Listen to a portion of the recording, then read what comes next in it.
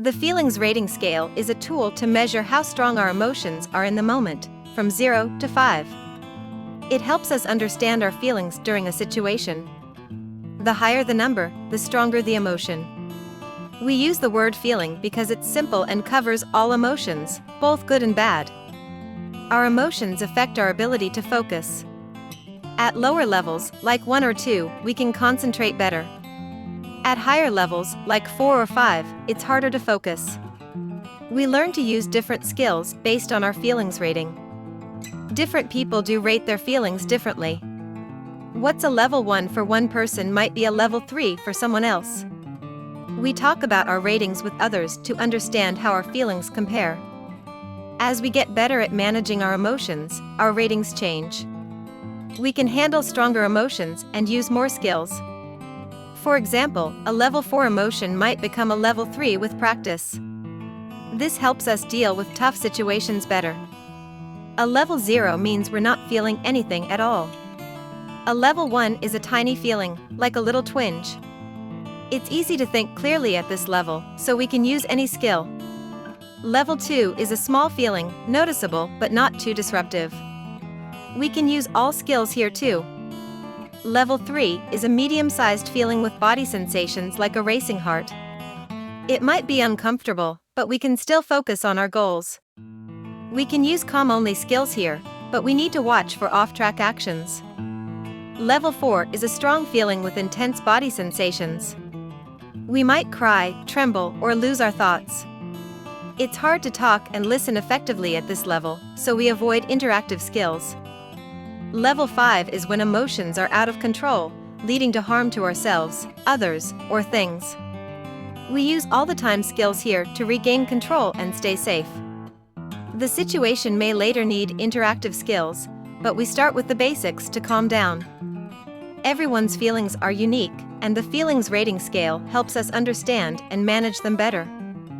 The story begins with a description of the arid and desolate landscape of the California desert.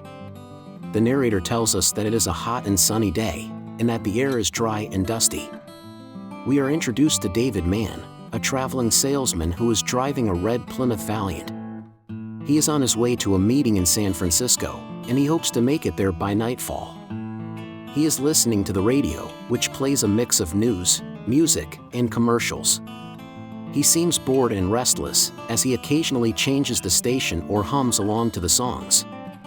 He has no idea that his life is about to change dramatically. As David drives along the highway, he thinks about his home and family. He remembers that he had an argument with his wife before he left, and that she accused him of being too passive and timid. He wonders if she is right, and if he has lost his edge and confidence. He also thinks about his son, who is having trouble at school with a bully. He wishes he could be there to help him, but he also feels guilty for being away so much. He hopes that his job will pay off in the long run, and that he can provide a better life for his loved ones. David's drive takes a turn for the worse when he comes across a large and dirty truck that is hauling gasoline. The truck is driving slowly and erratically, blocking David's way and preventing him from passing.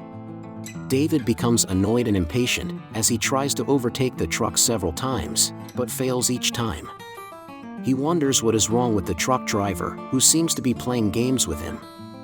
He also notices that the truck has no license plate or identification, which adds to the mystery and menace of the vehicle. David's annoyance turns into fear when the truck driver deliberately tries to kill him by forcing him into a collision with another car. David manages to avoid the crash by swerving off the road, but he is shaken and terrified by the incident. He realizes that the truck driver is not just playing games, but is actually trying to murder him for no apparent reason. He wonders who the truck driver is, what he wants, and why he has chosen him as his target. He also wonders if there is anyone else on the road who can help him or witness what is happening.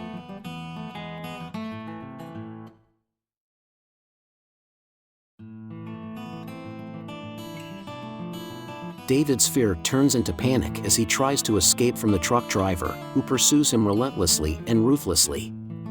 The truck driver uses various tactics to intimidate and harm David, such as honking his horn, flashing his lights, ramming his bumper, cutting him off, blocking his exits, and pushing him towards cliffs or trains. David feels helpless and hopeless, as he has no weapons or allies to defend himself. He also feels angry and frustrated, as he does not understand why this is happening to him or what he can do to stop it. David's panic turns into desperation as he decides to fight back against the truck driver, who has cornered him on a steep hill.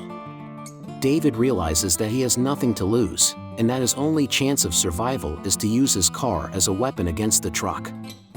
He accelerates towards the truck, hoping to make it explode or fall off the cliff. He also hopes that he can jump out of his car before it crashes into the truck or goes over the edge. He feels a mix of emotions, such as fear, anger, courage, and determination, as he faces his final confrontation with the truck driver. In summary, the feelings rating scale is a useful tool for understanding and dealing with our emotions, which can greatly affect how we react to different situations. It's like a measuring tool that goes from 0 to 5, and it helps us figure out how strong our feelings are. It also shows us that emotions are different for everyone. Something that's a 1 for one person might be a 3 for someone else. Just like how David Mann's journey on the California Desert Highway got all crazy when he had to deal with a tough situation, the scale reminds us that our emotional reactions can range from nothing to extreme. As we get better at handling our emotions, we learn to deal with smaller feelings, 1 and 2, the discomfort of medium-sized feelings, 3, and the challenges of really strong feelings, 4 and 5. This is a lot like how David changed from being scared to standing up to the tough stuff he faced.